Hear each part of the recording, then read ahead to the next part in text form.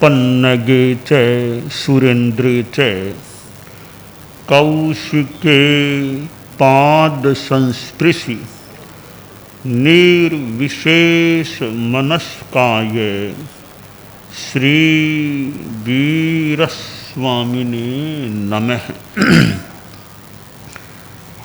अरहत वाङ्मय में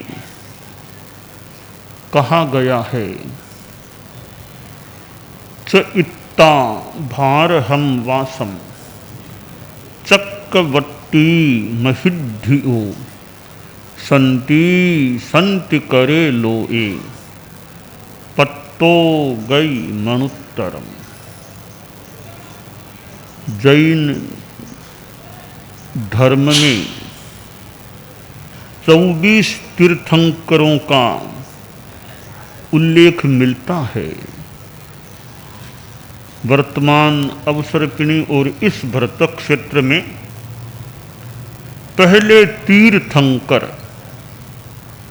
भगवान ऋषभ हुए तथा अंतिम तीर्थंकर भगवान महावीर, जिन्हें भगवान यानी वर्धमान भी जिनका नाम है, भगवान महावीर हुए।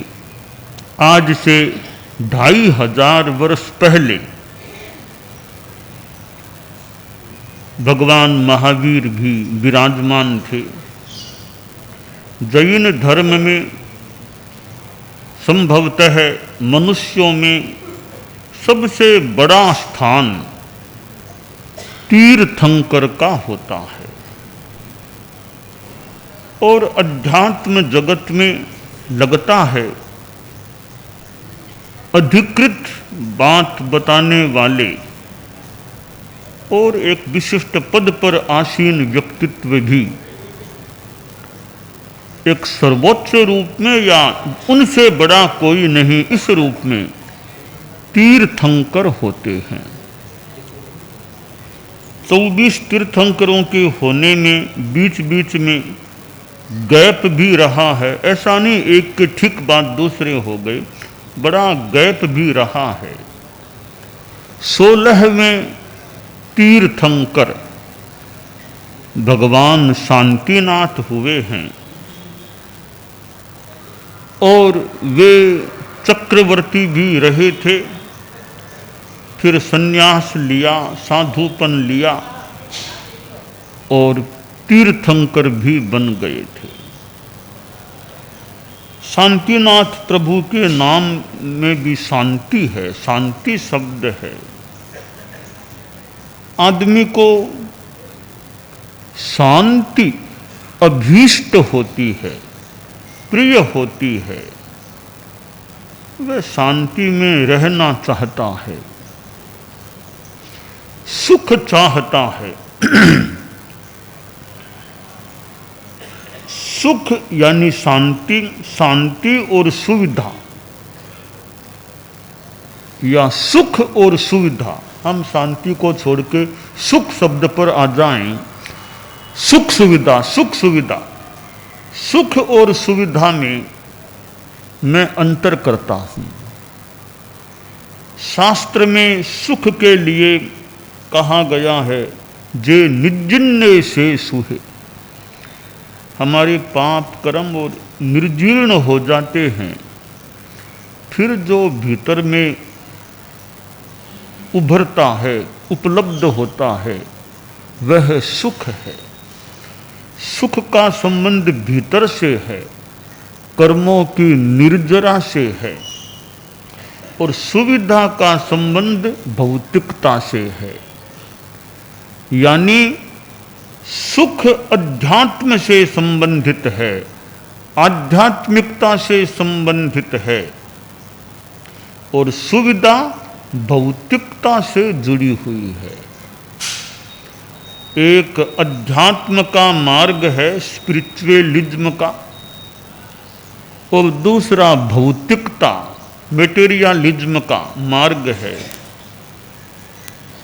अध्यात्म की साधना से सुख मिलता है, भौतिकता से सुविधा मिल सकती है। अध्यात्म की साधना से पुण्य का बंध हो जाए, उससे भी सुविधाएं प्राप्त हो सकती हैं। पर दोनों में अंतर है। सुख साधना जन्य है और सुविधा भौतिकता से जन्य है, भौतिक संसाधनों से संबंधित है। एक आदमी के पास कोई बढ़िया मकान नहीं है, भौतिकता के विशेष साधन भी नहीं है, फिर भी वह सुख में है। हमारे संत लोग बैठे हैं, साधु जो होते हैं साधनाशील होते हैं, भले उनके पास कार नहीं हो, भले उनके पास टेलीविजन न हो, भले बढ़िया मकान उनके मालिकाना में न हो, परिवार को भी छोड़ चुके हों, फिर भी बहुत सुख और शांति में, सुख में रह सकते हैं। दूसरी ओर आप लोग जो गृहस्थ हैं, कईयों के पास बहुत आर्थिक संपदा है, बढ़िया मकान, बढ़िया बंगलो है, बढ़िया कार, एसी और टेलीविज़न, जो ये भौतिक चीज़ें हैं वे उनके पास हैं, फिर भी हो सकता है उतना सुख उनको न मिले जो सुख एक साधनाशील साधु को मिलता हो। क्योंकि भौतिक साधन है, भौतिक साधन जो हैं वे आपको सुविधा देने में समर्थ हो सकते हैं। आपको गर्मी लग रही है, आप एसी के कमरे में बैठ गए, एसी चल रहा है, बहुत आराम सुविधा हो गई आपको। आपको 500 किलोमीटर जाना है, कार में बैठ गए या कभी ट्रेन प्लेन में बैठ गए, आराम से वहाँ पहुँच गए। तो ये संसाधन सुविधा दे सकते हैं, पर कार में बैठे बैठे भी आपके भीतर में असुविधा यानी अशांति, असुख हो सकता है। प्लेन में बैठे बैठे असुख हो सकता है, मन में बड़ा दुख हो सकता है। तो प्रश्न है, वह सुख जो भीतर की चीज है वह कैसे मिले? वह भीतर का सुख अध्यात्म की साधना से संप्राप्त हो सकता है। जितना हमारा मोहनीय कर्म कसाय, ये भय, चिंता, गुस्सा, लोभ, भय, चिंता, गुस्सा, लोभ ये कमजोर पड़ जाएं, कम हो जाएं, तो भीतरी सुख उभर सकता है। सुख तो भीतर में है, वह मानो दबा हुआ सा है, ऊपर बोझ आ गया। सूर्य आकाश में है, बादल आ गए तो सूर्य तो है, पर बादल आड़े आ गए हैं तब सूर्य दिखाई नहीं दे रहा है। तो सुख तो भीतर में है, परंतु वो कसायकार कर्मों का इतना भार ऊपर आ गया है कि भीतर का सुख भीतर का भीतर में ही रह जाता है, हमें उपलब्ध अनुभूति के रूप में नहीं होता है। खजाना भीतर में है पर पता भी नहीं और कोई निकालता भी नहीं।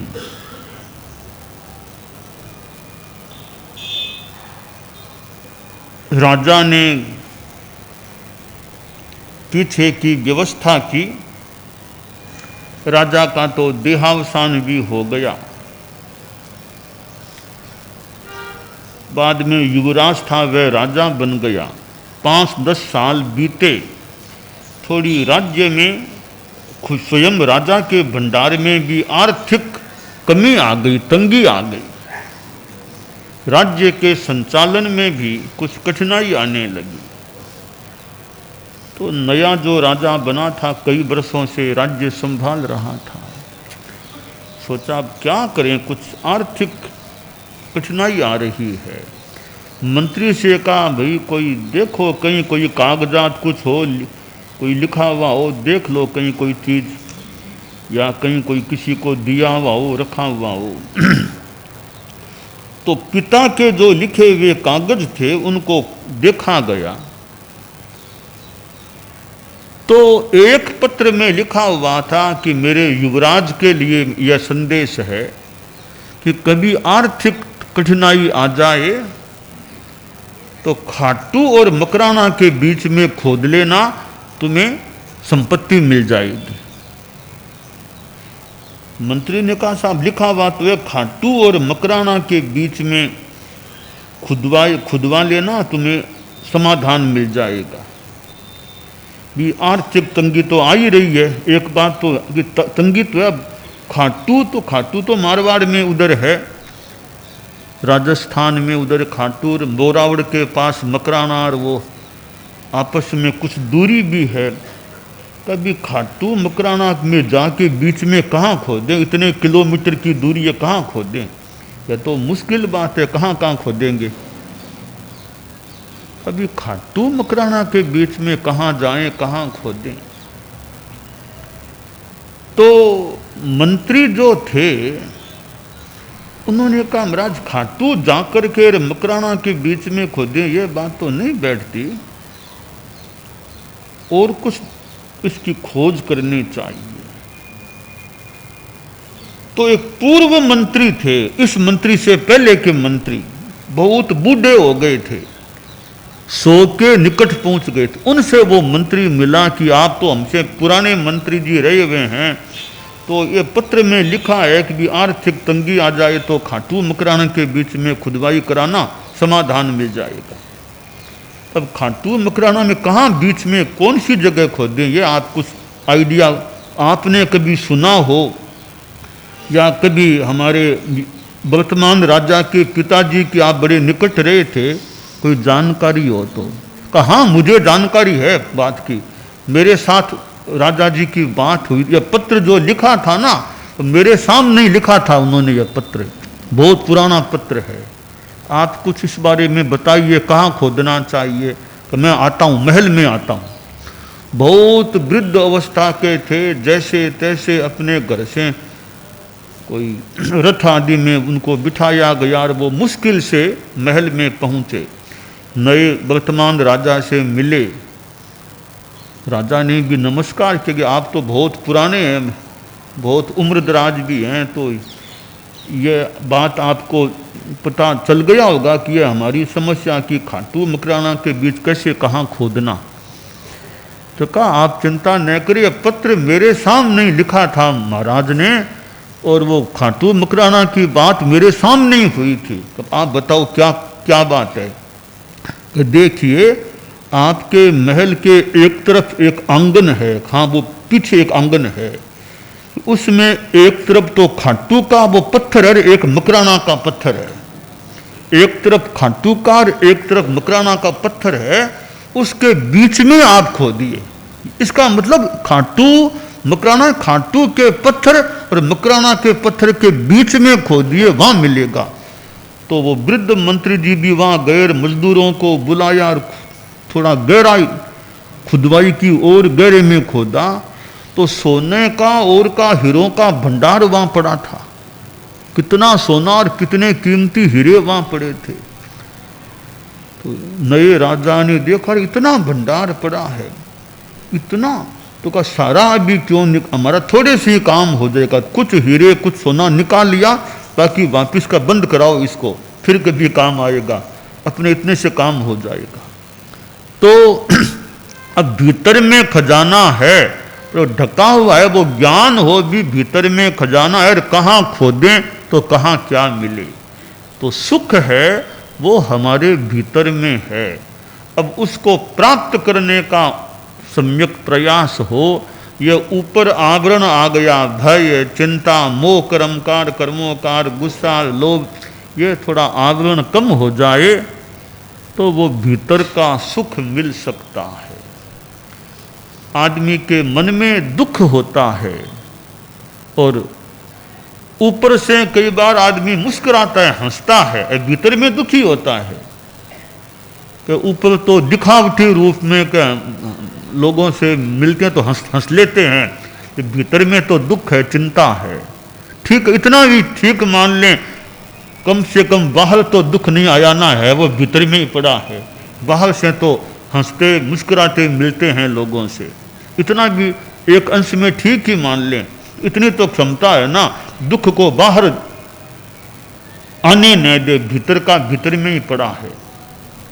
परंतु वो भीतर में सुख रहे, वो बड़ी बात हो सकती है। और साधना हो तो सुख मिल सकता। हमारे ये जैन धर्म में जो साधुओं की साधना है, अब देखिए यूँ तो थोड़ी कठिन है, सर्दी में भी पैदल चलो या कोई व्हील चेयर से अधिकांश पैदल चलो, ठंड में कपड़े भी ज़्यादा नहीं रखना, पास में रजाइयाँ नहीं रखना, सीमित कपड़ों से ये काम चलाना, और रोज़ रोज़ बिहार स्थान बदलो, आज वहाँ कल वहाँ परसों वहाँ, स्थान बदलना, स्थान कभी अनुकूल मिले न मिले, रात को खाना नहीं पीना, भूख लगे तो भी रात को खाना नहीं, पानी गर्मी में भी पानी पीना नहीं,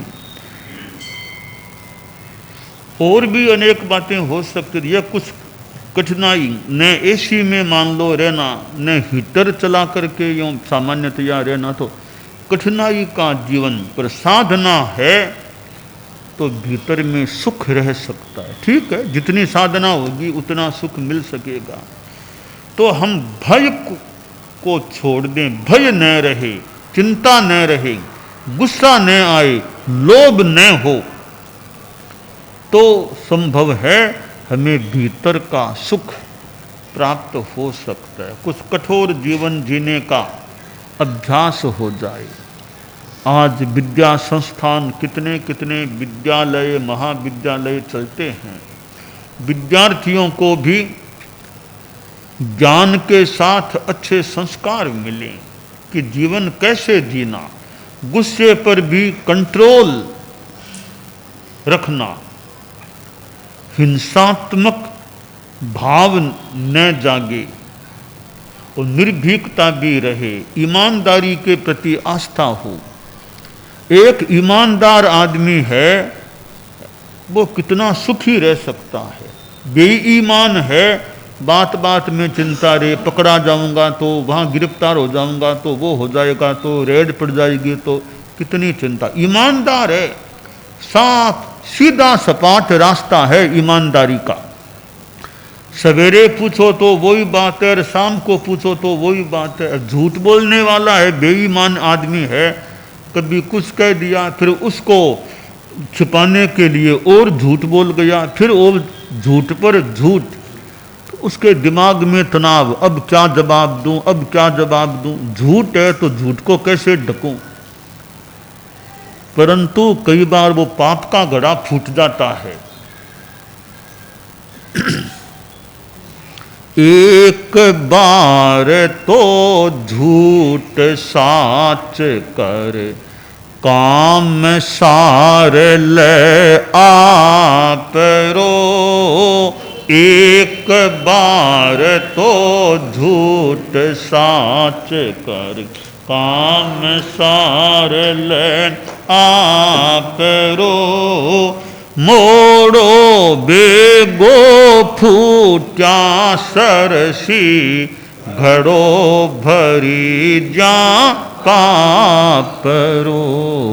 आलखना स्यों आखिर आवे, पांति पश्चाताप है। आलखना स्यों आखिर पश्चाताप, कपटाई कर झूठ बोलनो, जग में मोटो।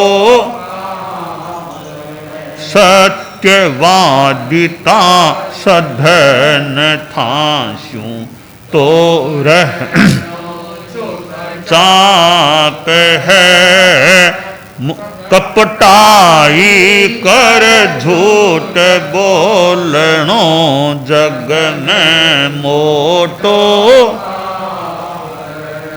तो यह ईमानदारी की बात परम पूज्य आचार्य श्री तुलसी ने जो अनुव्रत की बात आगे बढ़ाई, उसमें ईमानदारी की बात, नैतिकता, अहिंसा और कितनी नशा मुक्ति की बात है। तो आज आचार्य श्री तुलसी का दीक्षा दिवस है। आज पौष कृष्णा पंचमी है, पौष महीना और पंचमी तिथि।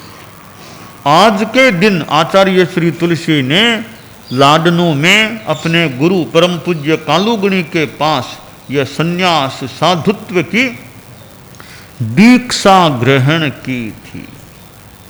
और उस दीक्षा को जो उन्होंने ली थी, आज 100वां उनका, यानी 99 वर्ष उनकी दीक्षा के पूरी हो गई। 100वां वर्ष आज दीक्षा का लगा है, 100वां वर्ष आज लगा है। आचार्य श्री तुलसी जो गुजरात भी पधारे थे, संभवतः सौराष्ट्र भी पधारे थे, कच्छ भी पधारे थे, तो आज उनका यह 100वां, मैं भूल न करूँ तो 100वां दीक्षा दिवस है इनका। 99 पूरे हो रहे हैं, 100वां दिन आज वो वर्ष लग रहा है। तो आज से 99 वर्ष पहले आचार्य श्री तुलसी ने बचपन में, जीवन के 12वें वर्ष में, 12 भी पूरे नहीं, 12वां लगा, थोड़े महीने बीते होंगे, 12वें वर्ष में आज के दिन दीक्षा ली थी। तो संन्यास मिल जाना बड़ी बात है। और भौतिकता की चीजें कुछ भी मिल जाए सब फीकी हैं। संन्यास के सामने सब मानो भौतिकता की चीजें छोटी हैं, तुच्छ हैं। यह अध्यात्म संन्यास जो सुख का मार्ग है, भीतरी सुख का मार्ग है, मानो वह मार्ग आज दीक्षा के रूप में आचार्य श्री तुलसी ने बचपन में आज के दिन स्वीकार किया था। और यह सर्दी का समय लाडनों में कालूगणी प्रवर के पास दीक्षा ली। दीक्षा के बाद आगे बिहार हो गया, संभवतः सुजानगढ़ पधारे होंगे कालूगणी दीक्षा देने के बाद, तो सुजानगढ़ में पधारना हुआ था। तो ऐसे आचार्य श्री तुलसी जिन्होंने मानव जाति के ये जो अनुव्रत की बात बताई थी, और भी अनेक कार्य किए थे। हम आचार्य श्री तुलसी जो हमारे गुरु रहे हैं, हमारे धर्म संघ के वे 9वें अधिशास्ता रहे हैं, उनके प्रति अपनी श्रद्धा व्यक्ति मैं करता हूँ। उन्होंने जो ये संन्यास का मार्ग लिया, फिर कितनों को उन्होंने संन्यास दिया। खुद ने आज के दिन अपने गुरु के पास संन्यास लिया, फिर सैकड़ों को उन्होंने संन्यास प्रदान किया था। ऐसे संन्यास साधुत्व प्रदाता गुरु को मैं वंदन करता हूँ।